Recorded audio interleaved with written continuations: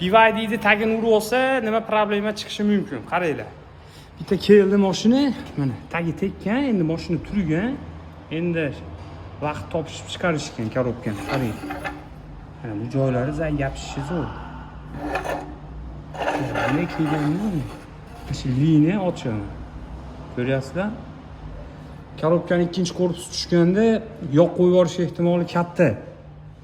Shuni xudo xolisa yo'qotamiz. Akalar, bu taraflari-chi? Ularni zo'ra. Endi hamma chempionmi bilmadim. Lekin mana shu tuzatib, mana shu problema bilan bizga keldi. Yaxshilar bor. Prikladkani germetiklab bossa ham buni ishonmasa kerak. Endi bu mana ekan ikkinchisi. Mana shu atrofda. Shuni ham qo'yib ko'raylik. Bunisi yaxshi.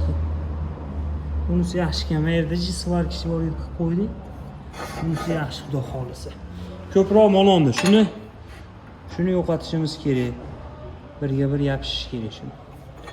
Endi u qimmat mashina baribir, zapchasi ham qimmat bo'ladi. Xudo xolisa olib qoldik, chiroyli qilib, asosiysi yog' olmaydigan qilib tayyorlab beramiz. Kuzatishda davom etib, like bosib tursanglar bo'ldi. To'g'rimi?